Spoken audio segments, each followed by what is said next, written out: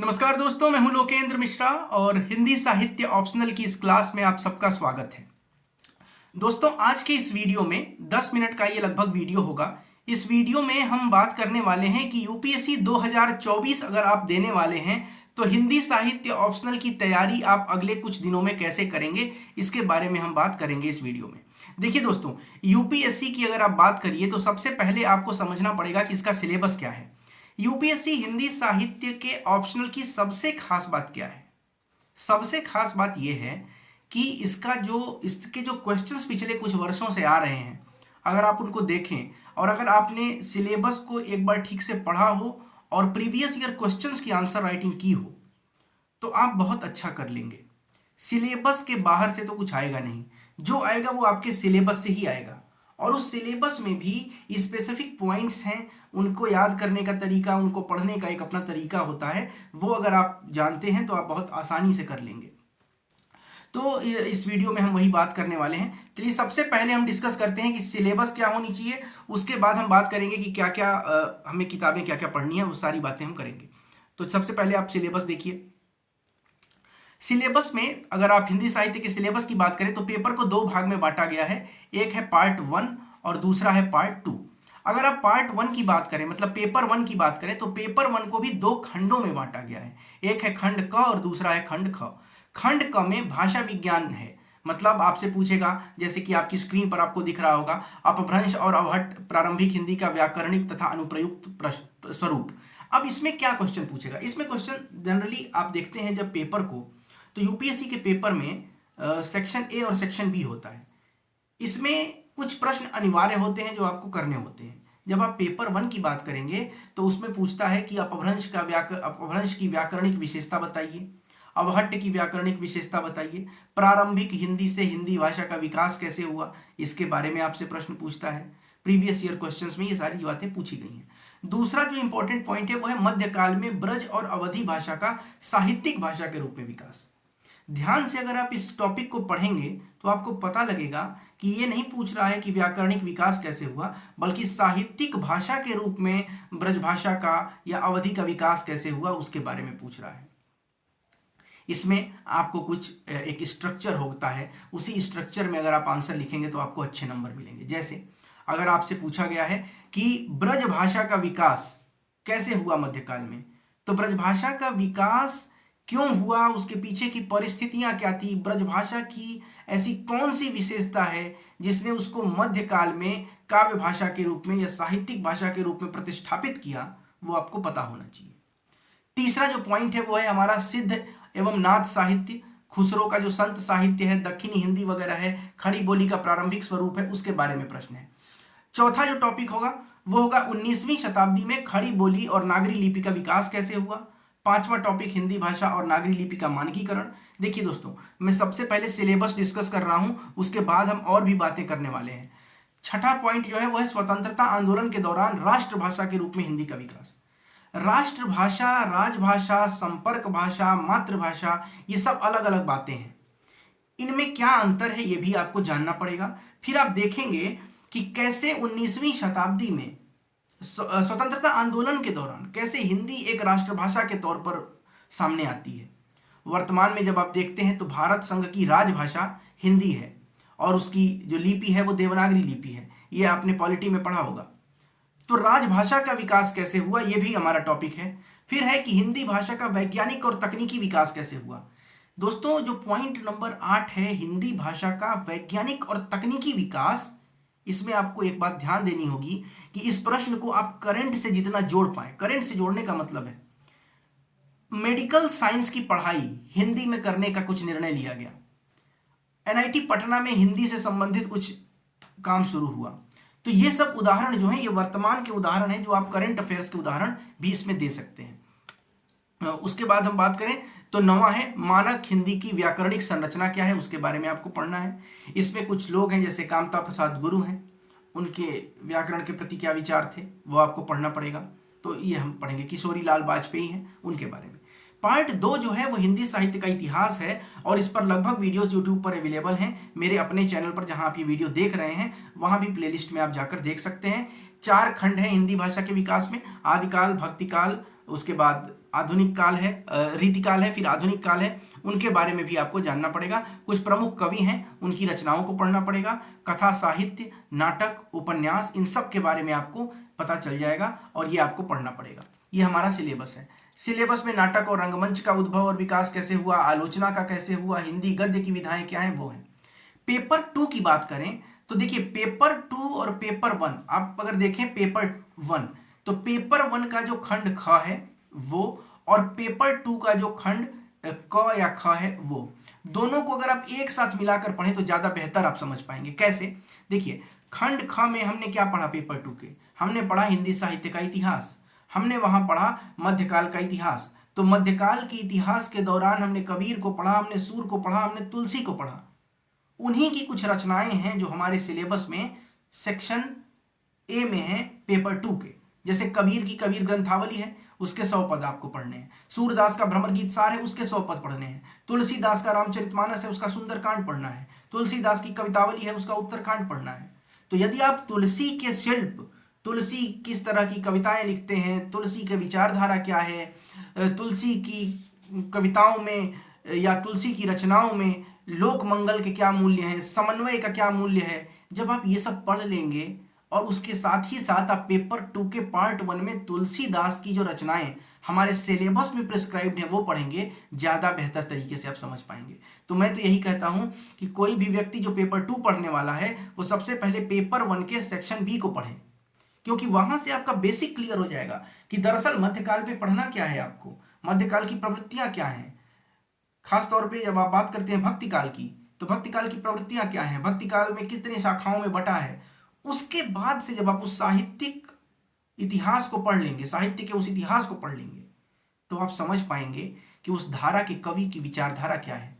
और फिर आप उस कवि की रचनाएं पढ़िए तो आपकी विश्लेषण क्षमता बढ़ेगी, आपको तुलना करने की जो क्षमता है वो बढ़ेगी। और जब आप उत्तर लिखेंगे तो उत्तर में केवल पॉइंट नहीं लिखना होता है, बल्कि उत्तर में विश्लेषण करना होता है, उत्तर में तुलना करनी पड़ती है, और उत्तर में उदाहरण और उद्धरणों को कोट करना पड़ता है, लिखना पड़ता है। आंसर राइटिंग एक अलग विषय है, उस पर बात करेंगे। फिर बात करें जायसी, बिहारी, मैथिली शरण गुप्त, जयशंकर प्रसाद, रामधारी सिंह दिनकर, अज्ञेय, मुक्तिबोध और नागार्जुन। बात करें पेपर 2 के खंड ख की, तो इसमें आप गद्य साहित्य में पढ़ेंगे भारतेंदु की भारत दुर्दशा, मोहन राकेश का पढ़ेंगे आप आषाढ़ का एक दिन, रामचंद्र शुक्ल, आचार्य रामचंद्र शुक्ल की चिंतामणि भाग 1 में कविता क्या है और श्रद्धा भक्ति नामक निबंध है वो पढ़ेंगे। निबंध निलय से आप पढ़ेंगे डॉक्टर सत्येंद्र, बालकृष्ण भट्ट, प्रेमचंद, गुलाब राय, हजारी प्रसाद द्विवेदी, अज्ञेय, कुबेर नाथ राय, इनके निबंध पढ़ेंगे आप। फिर प्रेमचंद की आप एक गोदान पढ़ेंगे, और उसके साथ ही साथ प्रेमचंद की सर्वश्रेष्ठ कहानियां जो प्रेम मंजूषा नामक किताब है, संपादक इसके अमृत राय हैं, वो पढ़ेंगे। फिर हम प्रसाद की तरफ बढ़ेंगे, तो जयशंकर प्रसाद का नाटक स्कंदगुप्त हमारे सिलेबस में है, हम उसको पढ़ेंगे। फिर पढ़ेंगे यशपाल की दिव्या, फणीश्वरनाथ रेणु का मेला आंचल, मन्नू भंडारी का महाभोज और राजेंद्र यादव का एक दुनिया समानांतर, ये कहानियां हैं। 91 690 41 691 ये व्हाट्सएप नंबर है, इस पर आप मुझसे बात कर सकते हैं और बहुत सी बातें हम करेंगे जो कि सिलेबस से संबंधित आपको कोई डाउट हो या फिर अगर आपको आंसर राइटिंग करना हो तो उसके लिए। अब दोस्तों सबसे पहले मैं बात करता हूं कुछ और जरूरी बातें जो आपको समझ में आनी चाहिए, उसके बारे में हम थोड़ा सा चर्चा यहां पे कर लेते हैं। चलिए देखिए, हिंदी साहित्य में जब आप पेपर देखते हैं कि हिंदी साहित्य का पेपर कैसा आता है, तो पेपर आपको बता दिया गया कि एक तो होता है पेपर 1 और एक होता है पेपर 2। पेपर 1 में 2 भाग हैं, एक है इसका खंड क और एक है इसका खंड ख। ठीक वैसे ही पेपर 2 में भी एक आप पढ़ते हैं खंड क और दूसरा आप पढ़ते हैं खंड ख। बहुत ध्यान से इस बात को आप समझिएगा, मैं बार बार कह रहा हूं, अगर आप पेपर 1 के खंड ख को पढ़ लेते हैं तो पेपर 2 के खंड क और ख को आप ज्यादा बेहतर समझ पाएंगे। और पेपर 1 के जो प्लेलिस्ट है इस यूट्यूब में, उस पर सारे वीडियोस मौजूद हैं। अभी जो समय चल रहा है यूपीएससी 2024 को जिनको भी फोकस करना है, 2024, वो मान के चले कि अगर वो जनवरी और फरवरी तक कंप्लीट कर लेता है अपना ऑप्शनल सब्जेक्ट, तो वो बहुत बेहतर तरीके से मेंस की तैयारी प्रीलिम्स के बाद कर पाएगा। क्योंकि प्रीलिम्स के बाद का जो समय है उसमें अगर आप ऑप्शनल सब्जेक्ट कंप्लीट करना चाहें, नहीं कर पाएंगे, विश्वास करिए इस बात का। आपको लगता होगा कि कर लेंगे मगर नहीं कर पाएंगे।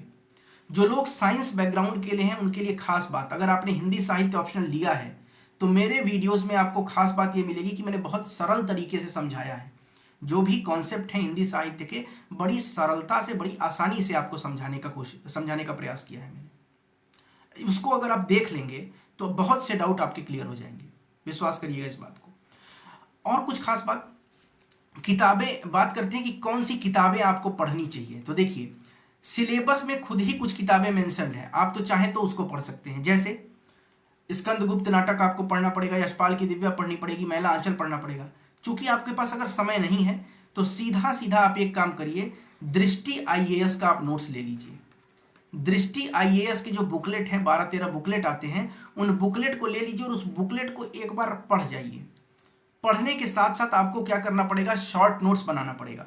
हिंदी साहित्य में शॉर्ट नोट्स कैसे बनाएं उसके लिए मैं एक अलग से वीडियो लेकर आऊंगा, जिसमें मैं एग्जांपल्स के साथ आपको बताऊंगा। फिलहाल मैं यहां पर भी बताता हूं कि अगर आप हिंदी साहित्य में शॉर्ट नोट्स बना रहे हैं तो क्या करेंगे। सबसे पहले, जैसे मान लीजिए कि आपको कबीर पर नोट्स बनाना है तो आप कबीर लिखेंगे। अब आप कबीर की जीवनी नहीं लिखेंगे कि कबीर का जन्म यहाँ हुआ, कबीर की मृत्यु यहाँ हुई, कबीर किसके पिता का नाम क्या था, माता का, ये सब हमें नहीं पढ़ना है, हमें यूपीएससी के लिए पढ़ना है। आपको क्या करना पड़ेगा, आपको देखना पड़ेगा कि कबीर ने नारी के बारे में क्या कहा है। कबीर ने हिंदुओं और मुस्लिम दोनों के पाखंडों का, हिंदू और मुस्लिम दोनों के पाखंड का खंडन, ये कबीर ने कैसे किया है। तो आप इसमें क्या करेंगे कि आप सिर्फ हेडिंग लिखेंगे कबीर, 1 पेज लगता है दोस्त या 2 पेज लगता है कबीर के बारे में नोट्स बनाने में। हिंदी साहित्य में क्या करना है आपको, कबीर आपने लिखा नारी, तो कबीर की नारी विषयक दृष्टि क्या है, कबीर नारियों के बारे में क्या सोचते हैं। आप यहां पर कबीर के 2 दोहे या जो भी हो, दोहे, शबद, रमैनी, साखी, जो भी हो, यहां पर आप उदाहरण के तौर पर लिख लें। हिंदू मुस्लिम के पाखंड पर कबीर क्या कहते हैं। एक तो कहते हैं कि काकर पाथर जोड़ के मस्जिद लाई बनाए, ताचड़ी बुल्ला बांग दे बहरा भया खुदा। दूसरा वो हिंदुओं के बारे में कहते हैं कि चाकी पूजने से अगर पत्थर पूजे हरि मिले तो मैं पूजू पहाड़। तो ये क्या है, ये कबीर की नारी से संबंधित दृष्टिकोण है, कबीर का हिंदी मुस्लिम पाखंड का दृष्टिकोण है, कबीर की रचनाओं में समरसता, भाईचारा, इसका आप उदाहरण लिखेंगे। कबीर दलितों के बारे में, वंचितों के बारे में क्या सोचते हैं, आप उस पर लिखेंगे। कबीर ईश्वर के बारे में क्या सोचते हैं, कबीर गुरु के बारे में क्या सोचते हैं, कबीर मित्र के बारे में क्या सोचते हैं, कबीर शत्रु के बारे में क्या सोचते हैं। सब पर अगर आप 1-1, 2-2 उदाहरण तैयार कर लेंगे तो कबीर पर कोई भी प्रश्न पूछ दे यूपीएससी, आप उन्हीं उदाहरणों की सहायता से कबीर का वो उत्तर लिखेंगे। कबीर का समाज शास्त्रीय दृष्टिकोण क्या था, कबीर समाज को किस नजरिए से देख रहे हैं, आपको पता होना चाहिए। आप समझ गए कि कैसे बनाना है। ये तो मैंने बता दिया एक कबीर पर। अगर आपको यही चीज शॉर्ट नोट्स अगर आपको बनाना हो गद्य खंड पर, तो गद्य खंड पर जैसे हम उदाहरण ले लेते हैं महाभोज। तो अगर आपको महाभोज पर एक शॉर्ट नोट्स बनाना हो तो आप क्या करेंगे, आपको सिर्फ क्या करना है, ध्यान से समझिएगा। महाभोज की केंद्रीय संवेदना क्या है, महाभोज की केंद्रीय संवेदना क्या है, महाभोज में राजनीति को कैसे दिखाया गया है, महाभोज में दलितों की स्थिति को कैसे दिखाया गया है, महाभोज में पत्रकारों की क्या भूमिका है वो कैसे दिखाया गया है। आप जब ये पढ़ेंगे तो केवल इसको पढ़िएगा मत, बल्कि इस पर सोचिएगा। और क्या सोचेंगे आप सोचेंगे कि क्या पत्रकारिता का, आज के समय में पत्रकारिता का जो स्तर गिरा है, क्या महाभोज में मन्नू भंडारी ने उसका कोई इशारा किया है क्या। तभी आप समझ पाएंगे कि महाभोज की वर्तमान प्रासंगिकता क्या है। यदि आप महाभोज की केंद्रीय संवेदना समझते हैं, यदि आप महाभोज की वर्तमान प्रासंगिकता पढ़ते हैं, तो प्रासंगिकता में कुल मिला के 5-6 पॉइंट होंगे। जैसे नेताओं के संबंध में, वर्तमान राजनीति के परिदृश्य में महाभोज के राजनीतिक दृश्य की क्या प्रासंगिकता है, महाभोज में जिस तरह की पत्रकारिता का वर्णन किया गया है, आज के प्रिंट मीडिया में या आज की सोशल मीडिया में या आज की टेलीविजन मीडिया में उसका क्या प्रभाव आपको देखने को मिलता है, कहां तक आप उससे सहमत हैं। दलितों और वंचितों की जो स्थिति महाभोज में दिखाई गई है, क्या आज भी वैसा होता है, और यदि होता है तो उसका एक उदाहरण आप लिख लेंगे अपने नोट्स में, पर्याप्त हो जाएगा बहुत शानदार तरीके से। इसका मतलब क्या है, कबीर पर 2 पेज, सूर पर 2 पेज, तुलसी पर 2 पेज, जायसी पर 2 पेज, ऐसे करते करते लगभग 40 से 50 पेज में आपके शॉर्ट नोट्स पूरे हिंदी साहित्य के उदाहरण और उद्धरण वाले तैयार होंगे। अब जब आप महाभोज पर आप सोचिए खुद ही, महाभोज में आप क्या लिखेंगे? यदि आप लिखते हैं कि दलितों की स्थिति को महाभोज में कैसे दिखाया गया है, तो आपको महाभोज से कुछ कथन दिखाने होंगे कि ये वाला कथन है, फलाने ने बोला था, इसके बारे में बोला था और इससे हमें पता लगता है। समझ में आ गई बात? जैसे आप प्रेमचंद पर अगर नोट्स बनाएं, गोदान पर अगर आप नोट्स बनाएं, तो आप क्या करेंगे? बताएंगे कि गोदान में दलित विमर्श कैसा है, गोदान में नारी के बारे में प्रेमचंद की विचारधारा क्या है। तो आप दिखाएंगे कि दलितों के बारे में प्रेमचंद क्या कहते हैं। खैर, इस पर वीडियोस मेरे पड़े हुए हैं, आप देखिएगा। कोशिश रहेगी मेरी कि मैं सिलेबस को और कंप्लीट कराऊं। अब दोस्तों बात करते हैं कि आप 3 महीने में कैसे समाप्त करेंगे अपने ऑप्शनल को।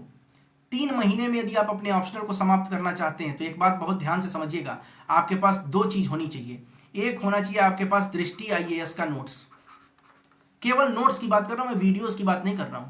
आपके पास दृष्टि IAS का नोट्स होना चाहिए, प्रीवियस ईयर क्वेश्चन होना चाहिए UPSC हिंदी साहित्य का, और उसके साथ साथ आपको आंसर राइटिंग करनी पड़ेगी। क्योंकि अगर आप अभी आंसर राइटिंग नहीं सीखेंगे, अभी आप आंसर राइटिंग प्रैक्टिस नहीं करेंगे, तो आगे आपको दिक्कत होगी, 3 महीने में नहीं सीख पाएंगे।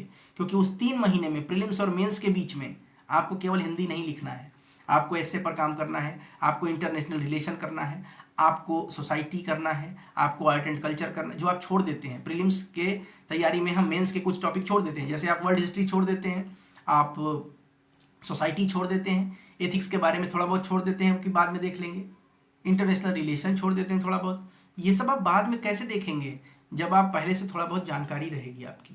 ठीक है, तो अगर आप आंसर राइटिंग करना चाहते हैं तो मैं उसके बारे में थोड़ा सा आपको बता दूं। ये मेरा नंबर है 9169041691। फ़ोन मत करिएगा, पहले व्हाट्सएप कर लीजिएगा। अब देखिए, यहाँ पे आपको बताया है मैंने कि अगर आप UPSC 2024 की तैयारी करना चाहते हैं तो अगला 3 महीना आपके लिए बहुत क्रूशियल है। CSAT के लिए भी आपको बाद में समय देना पड़ेगा। और CSAT जैसे अगर आप बात करें जनवरी की, तो जनवरी या फरवरी के बाद आपके पास बचेगा मार्च, अप्रैल और मई।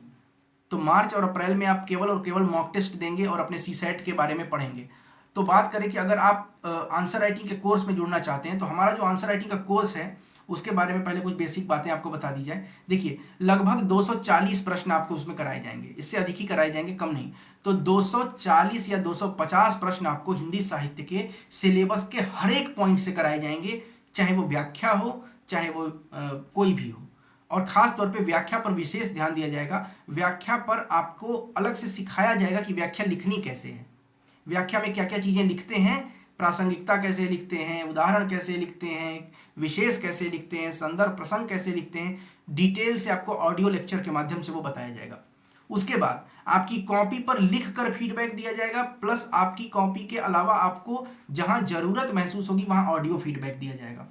इसमें आपको 6 सेक्शनल टेस्ट भी दिए जाएंगे। सेक्शनल टेस्ट का मतलब होता है जैसे सिलेबस का एक पार्ट कंप्लीट हुआ, उसका टेस्ट करा दिया। अब इसकी फीस की बात कर लें तो आप व्हाट्सएप पे बात कर लीजिएगा। पहले शुरुआती 10 एस्पिरेंट्स के लिए फीस 3499 रुपए है। पूरे सिलेबस की बात मैं कर रहा हूं, उसके बाद 3999 हो जाएगी। मॉडल आंसर में मेरा कोई विश्वास नहीं है कि मॉडल आंसर क्या होता है। आपका आंसर ही मॉडल आंसर है।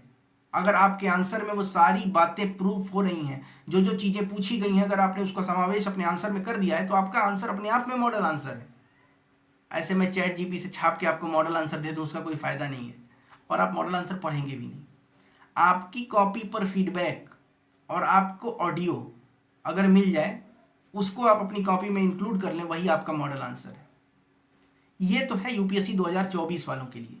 जो 2025 के लिए तैयारी कर रहे हैं, वो हमारा monthly answer writing course join करें, उसमें उनको फायदा होगा। हर महीने आप फीस पेमेंट करेंगे, सिलेबस का एक पार्ट आप कंप्लीट करेंगे, ऐसे करके आप अपना सिलेबस कंप्लीट कर सकते हैं। तो दोस्तों बहुत बहुत धन्यवाद। आशा करता हूं कि आपको समझ में आ गया होगा कि स्ट्रेटजी क्या होनी चाहिए, सिलेबस क्या होगी, किताबें क्या होंगी, कैसे आपको पढ़ना है, कैसे आपको आंसर राइटिंग लिखना है, ये हो गया होगा। इसके अलावा मैं अलग से शॉर्ट नोट वाला वीडियो का मैंने वादा कर दिया इस वीडियो में, तो मैं अलग से आपको दिखाऊंगा भी कि शॉर्ट नोट कैसे बनाते हैं। बनाए हुए शॉर्ट नोट्स के 1-2 पेजेस दिखाऊंगा मैं आपको, ताकि आप समझ पाएँ। बहुत बहुत धन्यवाद। नीचे डिस्क्रिप्शन में टेलीग्राम चैनल का लिंक है, वहाँ भी जुड़िए। व्हाट्सएप पर आप मैसेज करके जानकारी प्राप्त कर सकते हैं। मिलते हैं नेक्स्ट वीडियो में।